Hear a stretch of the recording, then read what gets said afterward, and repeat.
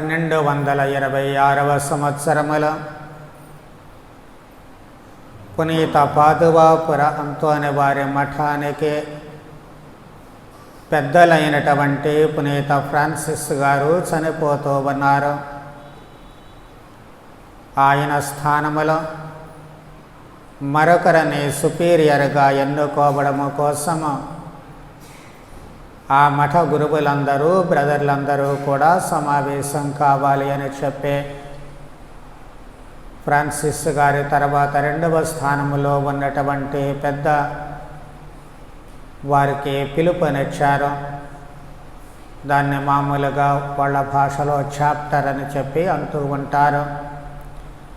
ఈ చాప్టర్ కోసము పాదువాపుర పునీత అంతోని వారు కూడా తన సహచరులతో కలిసి ఇటలీకి బయలుదేరుతూ ఉన్నారు. మరి ఈ రోజుల్లో మాదిరిగా ప్రయాణ సౌకర్యాలు అంతగా లేవు కాబట్టి వాళ్ళు రోజుల తరబడి ప్రయాణం చేయాల్సి ఉంటుంది. అందుకే మార్గ మధ్యములో వీరందరూ కూడాను ఒక భక్తురాలి ఇంట బస చేస్తూ ఉన్నారు. మరి పునీత అంతోని వారి గురించి అందరికీ తెలిసినటువంటిదే కాబట్టి అలాంటి భక్తుడు తమ ఇంటికి రావడమే మహద్భాగ్యంగా భావించి ఆ భక్తురాలు చాలా వారికి అతిథి మర్యాదలు చేయడం పూనుకుంది. వాళ్ళందరినీ గొప్పగా ఆదరించాలి అని, వారికి మంచి భోజనం పెట్టాలి అని ఆమె ఆ పనులతో సతమతమవుతూ ఉంటుంది. అందుకోసం ఆమె ఏం చేస్తూ ఉంటుంది, వాళ్ళ ఇంట్లో మంచి వస్తువులు లేవు కాబట్టి మరి మంచినీళ్ళు పోసుకునేటువంటి ఆ గ్లాసు మగ్గని ప్రక్కింటి వాళ్ళ దగ్గర అరుగు తెచ్చుకుంది. అది చూడడానికి చాలా బాగుంది, అందంగా ఉంది. అంతోని వారితో పాటు వచ్చినటువంటి మరొక గురువు అబ్బా భలే ఉంది ఈ నీళ్ల మగ్గు అని చెప్పి దాన్ని తీసుకుని అలా చూస్తూ ఉన్నారు. ఈ చూసేటువంటి నేపథ్యంలో అది కాస్త చేయి జారి కింద పడి పగిలిపోయింది.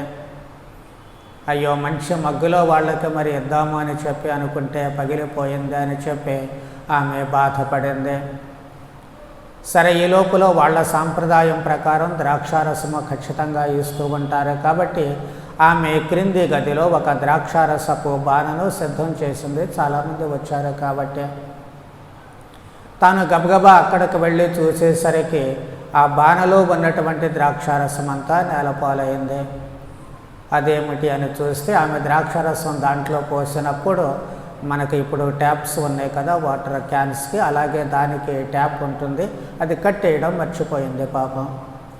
అందుకని దాంట్లో పోసినటువంటి ద్రాక్షారసం మొత్తం కూడా నేలపాలైపోయింది. తాను ఎంత గొప్పగా వాళ్ళకి ఆతిథ్యాన్ని ఇవ్వాలి అని చెప్పి ఉబేర్లూరిందో అంతగా అన్నీ కూడా పాడైపోయాయి. ఆమె గుండె పగిలినంత పనైంది. దిక్కు తోచనటువంటి స్థితి, ఏం చేయాలో అర్థం కాక చాలా విచారముతో ఆమె ఏడుస్తూ కూర్చుంది. ఇది గమనించినటువంటి పునీత అంతోని వారు తన సహచరులతో కలిసి మౌనంగా దీక్షతో దేవుణ్ణి ప్రార్థన చేశారు. ఆమె పగిలినటువంటి ఆ గాజు మొక్కల దగ్గర కూర్చొని ఉంది విచారముతో. ఆమె అలా చూస్తూ ఉండగానే అద్భుతంగా ఆ గాజు మొక్కలన్నీ కలిసిపోయి చక్కటి మళ్ళీ మగ్గు తయారవుతూ ఉంటుంది. ఆమె ఆశ్చర్యానికి అంతు లేదు. ఆమె గబగబా ఆ మగ్గు తీసుకొని క్రింద గదిలోనికి పరిగెత్తింది. అక్కడి దాకా వెళితే ఆమె ఆశ్చర్యానందాలకు అంతు లేకుండా పోయింది. అంతకుముందు నేలపాలైపోయి ఎంతో బాధపడినటువంటి ఆమె ఇప్పుడు ఆ బాణ నిండా ద్రాక్షారసం ఉండటం చూసి చాలా సంతోషం వేసింది. దేవుడు ఎంత గొప్పవాడు అని చెప్పి దేవుడికి స్తోత్రాలు చెల్లిస్తూ ఉంటుంది. అంతోని వారి జీవితంలో జరిగినటువంటి ఈ సంఘటన మనకు అనేక పాఠాలు నేర్పుతూ ఉంటుంది. మన పెద్దలు కూడా చెబుతూ ఉంటారు, అతిథి దేవోభవ అని చెప్పి. అంటే అతిథులు దేవుళ్ళతో సమానం. వాళ్ళు ఎవరన్నా కానివ్వండి, చివరకు మన శత్రువులు వచ్చినా సరే మనం వారిని ఆదరించాలి. భోజన సమయంలో వస్తే ఖచ్చితంగా వాళ్లకు భోజనం పెట్టాలి. మిగిలినటువంటి సమయాలలో వస్తే మనకున్నటువంటి దాంట్లోనే ఏదో కాఫీయో టీయో లేకపోతే మంచినీళ్ళు ఏదీ లేకపోతే కనీసము వారికి ఇచ్చి వారిని ఆదరించాల్సి ఉంటుంది. మనం ఏమిచ్చాము అనేటువంటిది ముఖ్యం కాదు. మనం ఎంత ప్రేమగా, ఎంత ఆదరముతో, ఎంత గౌరవ భావముతో, భక్తి భావముతో ఆ వచ్చినటువంటి మనిషిని మనం ఆదరిస్తున్నాము అనేటువంటిది ముఖ్యము. కాబట్టి మనం చేసే సపర్యల కంటే కూడా మన మనస్సు చాలా ముఖ్యము. మంచి మనస్సుతో చేసేటువంటి ఏ అతిథి మర్యాద అయినా సరే అది దేవుని యొక్క మన్ననలను పొందుతూ ఉంటుంది. అదే దైవజనుల విషయానికి వస్తే, దేవుని పేర వచ్చేటువంటి వారిని ఇంకా ఆదరిస్తే దేవుడు మరింతగా దీవిస్తారు అనేటువంటిది మనము అనేక సందర్భాల్లో చూస్తూ ఉన్నాము. ప్రభువే స్వయంగా చెబుతూ ఉన్నారు, నా శిష్యుడని ఈ చిన్నవారిలో ఒక్క గ్లాసుడు నీళ్ళిస్తే వాళ్ళు తమ బహుమానాన్ని పోగొట్టుకోరు అని చెప్పి ప్రభు అంటున్నారు. మనము పూర్వ నిబంధనను ఒక్కసారి జ్ఞాపకం చేసుకుంటే రాజుల మొదటి గ్రంథము 17వ అధ్యాయములో చక్కటి సంఘటన చూస్తూ ఉన్నాము. ఇశ్రాయేలు దేశమంతా కరువు ఏర్పడినప్పుడు ఏలియా ప్రవక్త జరాఫతు విధవరాలి వద్దకు వెళుతూ ఉన్నారు. జరాఫతు లేక సారేఫతు విధవరాలి వద్దకు వెళ్ళినప్పుడు ఆమె కట్టెలు ఏరుకుంటూ ఉంది. ఏదో కొద్దిగా నూనె, కొద్దిగా పిండి ఉంది. ఇప్పుడు వర్షాలు కురుస్తాయో లేదో తెలియదు, పంటలు పండుతాయో లేదో తెలియదు. ఆ కాస్త పిండితో రొట్టెలు చేసుకొని తాను తన కుమారుడు తిని ఇక చనిపోవడమే అని చెప్పి ఆమె మనసులో నిర్ణయించుకుంది. దానికోసం పొలలు ఏరుకుంటుంది. అప్పుడు ప్రవక్త ఏం చెప్పారు, అమ్మ ముందు వెళ్ళి నా కోసం రొట్టె తయారు చేసి తీసుకురమ్మన్నారు. ఆమె మారు మాట్లాడాల. తనకి ఆకలి ఉంది, తన కొడుక్కి ఆకలి ఉంది. ఏ తల్లి అయినా సరే కొడుకు నోట్లో తీసి వేరే వాళ్ళకి పెట్టలేదు. కానీ ఆమె మాత్రము ఆ వచ్చింది దైవజనుడే కాబట్టి దైవజనుడను గుర్తించి తన బిడ్డను పస్తుంచి ఆ పిండిని రొట్టెలుగా మార్చి తీసుకుని వచ్చి ఆ దైవజనుడికి ఇస్తుంది. ఫలితంగా దేవుడు ఎంతగా ఆశీర్వదించాడు. ఆ పిండి కరువు కాలం అంతా అయిపోయేంత వరకు ఆ ముగ్గురికి రొట్టెలు సరిపోయేటట్లుగా అది ఎప్పటికప్పుడు అంతే మిగులుతూ ఉంటుంది. దేవుని యొక్క క్రియలు ఆశ్చర్యము. మనము వాటిని ఊహించలేము. మన మనస్సు మంచిదైనప్పుడు దేవుడు ఖచ్చితంగా మనకు సహాయం చేస్తాడు.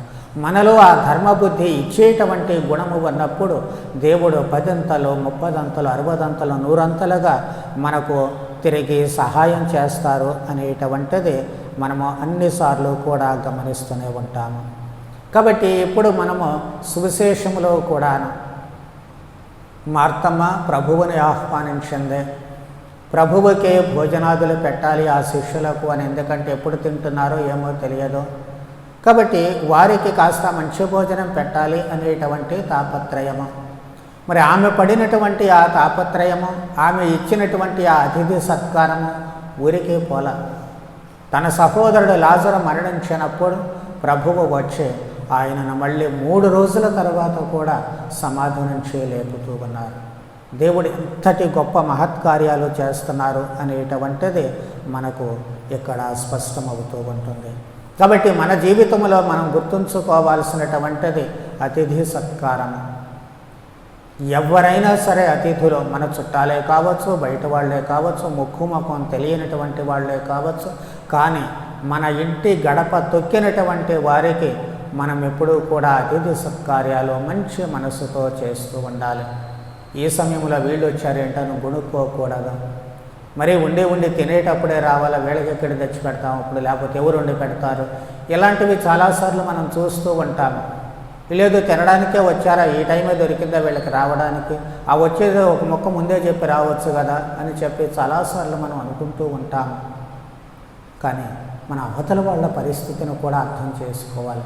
వాళ్ళు మన ఇంటికి చెప్పొచ్చారా, చెప్పకుండా వచ్చారా, భోజనం సమయంలో వచ్చారా, ఏ టైంలో వచ్చారా అనేటువంటిది మనం ఎప్పుడూ కూడా చూడకూడదు, బేరీజు వేసుకోకూడదు. మనం చూడాల్సిందల్లా మన ఇంటి గడప తొక్కారు అంతే. ఆ సమయంలో మనకున్నదే పెడతాము. అవసరమైతే మనం త్యాగం చేసైనా సరే వాళ్లకు పెట్టాలి. అలా పెట్టినప్పుడే అది మనకు 100 ఫలితం ఇస్తూ ఉంటుంది. దేవుడు మనలను ఆశీర్వదిస్తూ ఉంటారు. ఇక్కడ ఈ అమ్మ చేసింది కూడా అదే. తనకు లేదు అయిన ప్రక్కమిటి వాళ్ళ దగ్గర ఆమె అరువు తెచ్చుకుంది. పెట్టడం కోసమో అరువు తీసుకొచ్చి మరీ ఇస్తూ ఉంటుంది. మరి అది పగిలిపోయినప్పుడు ఆమె ఎంత వేదన పడుతూ ఉంటుంది. అలాగే తాను తయారు చేసినటువంటి ద్రాక్షారసము తన అతిథులకు ఇవ్వాలి, దైవజనులకు పెట్టాలి అని ఎంతో ప్రేమతో తయారు చేసింది. ఆమె ప్రేమ, ఆమె మర్యాద, గౌరవము ఊరికే పోలేదు. కష్టకాలములో దేవుడు అంతోని వారి ద్వారా అద్భుతము చేయించి మరి ఆమెకు సహాయం చేస్తూ ఉన్నారు. కాబట్టి ఇలాంటి అద్భుతమే మన జీవితంలో జరగాలని ఏమీ లేదు. పగిలిపోయిన అతుక్కోవడం, లేకపోతే కారిపోయి పాడైపోయిన మళ్ళీ బాగవటం, అలాంటి అద్భుతాలు మన జీవితంలో జరగాలని లేదు. కానీ ఒకటి మాత్రం నిజం, మనము ఎప్పుడైతే సరైనటువంటి రీతిలో మంచి మనస్సుతో అతిథి మర్యాదలు చేస్తూ ఉంటామో, మనకుంది కూడా ఇతరులకు పెట్టగలుగుతామో, మనకు అవసర సమయంలో సహాయం ఖచ్చితంగా లభిస్తూ ఉంటుంది. అది ఎవరి ద్వారానైనా కావచ్చు, ఏ రకంగానైనా కావచ్చు. మనము కూడా మనకు లేదు అనుకోకుండా అవసరమైనటువంటి సమయంలో ఖచ్చితంగా మనకు అన్నీ కూడా మన దగ్గరికే వచ్చి చేరుతాయి. మనం చెయ్యి చాచాల్సినటువంటి అవసరం ఉండదు. కానీ దేవుడే ఇతరులను ప్రేరేపించి మన అవసరాలు ఖచ్చితంగా తీరుస్తూ ఉంటారు. అది ఆతిథ్యములో ఉన్నటువంటి గొప్పదనము.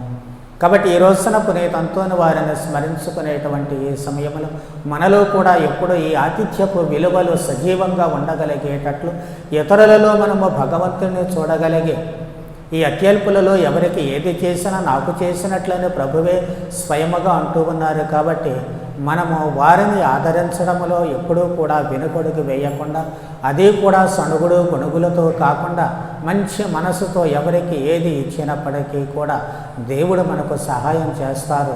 మన దేవుడు చేస్తారా లేదా అనేటువంటిది ప్రక్కన పెట్టండి. కానీ మనకు ఆత్మతృప్తి కోసం ఇతరులకు మనం చేయాలి, ఆతిథ్యం ఇవ్వాలి అనేటువంటి మంచి మనస్సుతో అన్ని వేళలో కూడా మనము ముందడుగు వేయగలిగేటట్లు, మన జీవితాలలో ఆనందాన్ని, సంతృప్తిని నింపుకోగలిగేటట్లు దేవుని యొక్క వరానుగ్రహాల కోసం పునీత అంతోని వారి ద్వారా ప్రార్థన చేద్దాం.